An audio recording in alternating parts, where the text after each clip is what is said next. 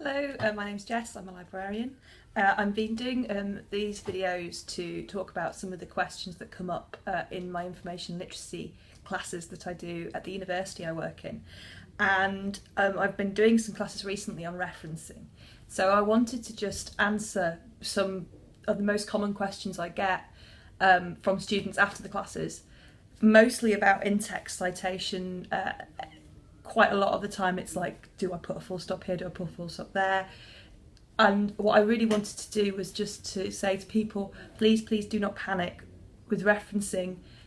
The biggest tip I can give you is read more academic sources yourself, and through reading them try and look at where people have referenced and how people have referenced things, because I'm a strong believer in that.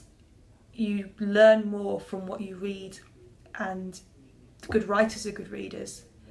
And if you just base all your work on random things you've got off the internet, although if that's how you do things, that's your choice, I don't think you have good examples of how people reference and how you can reference within your work.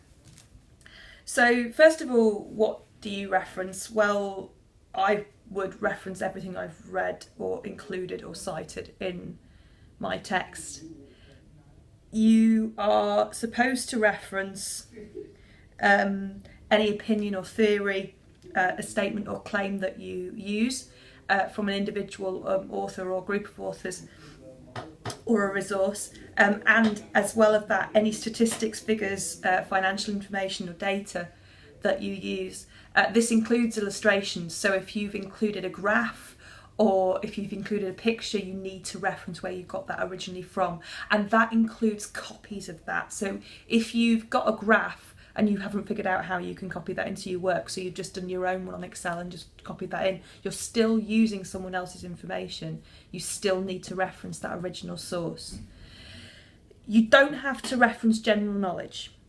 Okay, so if something's considered widely known, you don't need to reference that. But if it's something that you've read somewhere, an original thought or a theory or a claim or a large statement, you do need to reference that. There are two kinds of referencing. There's in-text referencing, there's end-of-text referencing. Your in-text referencing is your citations within your text. So you're writing your essay, you have a quotation, and then you would put a reference, or you would have a sum up in your own words of whatever, a theory or whatever, and you'd have your reference. That's your in-text referencing. Anything you include in your in-text referencing has to be in your bibliography or reference list, whatever your university or school or college calls it, at the end. You need to make sure they match up. A top tip, reference as you go. There are lots of softwares out there that will help you doing that. Microsoft Word has its own referencing software. There's things like EndNote and Mendeley that quite a lot of people use. There's other free source software like RefMe.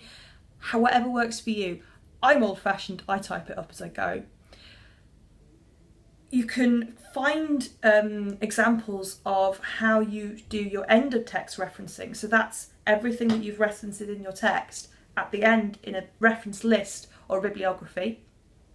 You can find examples of how to do that, but depending on your style, you should be able to find those examples through your library. Most libraries will have a referencing guide that they can give you freely, either online or in paper. In my university, we have a short guide that we can give to you. We have the printed longer guides. We also have all the guides available online through our library catalogue, through our library website. Quite often you'll be able to find examples of how you do a reference at the end within your library catalogue itself. So on my library we use Summon, a discovery service called Summon, and there are ways of finding how you would reference certain things in that system. Speak to your librarian, find out where you can find those from. Again, I'm old-fashioned, I type it up.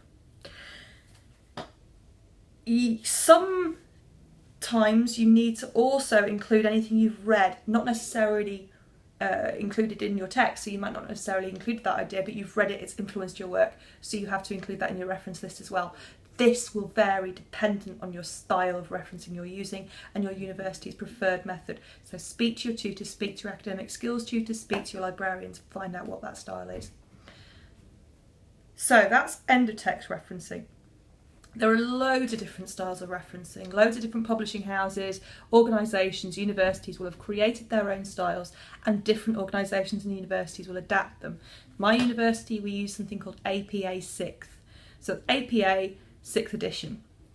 Quite often they'll use something called Harvard. There's loads, there's absolutely tons of different styles. Again, speak to your librarian, speak to your tutor, find out what style your university uses. If you're in a subject, though, that doesn't use the regular referencing style within your university, you need to watch that, because quite often some schools within university will have chosen to use a different styles to the ones of the rest of it. So again, double check. In-text citations, in-text referencing though. This is the thing I get the most questions about, because people get really confused. Well, when do I reference? My answer: have you included somebody else's thoughts, ideas, quotations, sayings, whatever, in what you've just written? You've written a sentence, did you take that from somebody else? Or is that your own thought? Or is that general knowledge? If it's from somebody else, you reference it. You put your citation in there, okay? Don't worry about that making your work look clunky. Anything in brackets is invisible. Just pop the name and the year. All you need is the first part of your reference. So that will be the name of the author or the organisation, or if you can't find a name or an author or an organisation, it may be, depending on your style, the title of the thing you're referencing. Usually though, you'll have an author. Okay, so the name of the author, the year it was published. Do not reference something you have not seen. If somebody is citing somebody else within their work and you want to cite that person that they're citing, now this is a bit complicated and hard to explain without it showing you in front of you, but this is how I'm going to do it. So I've read a book. Within that book they're citing a theorist.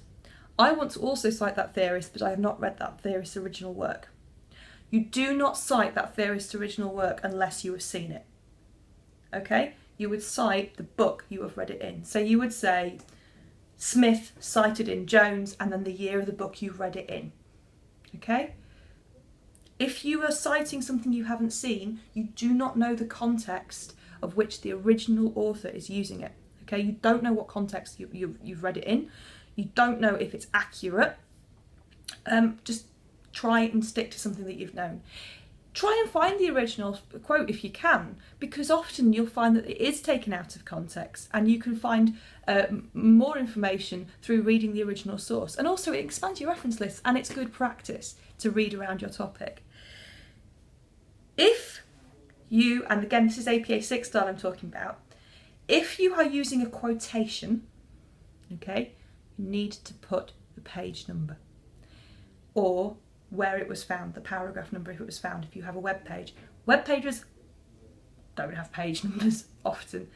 In that case, and this again depends on your style, sometimes you would quote the paragraph, sometimes you would put MP for no page. If the thing you are quoting does not have a date, and again this is web pages mostly, do not have dates, or maybe it's a leaflet or a journal article and you can't find the date on it, ND, no date.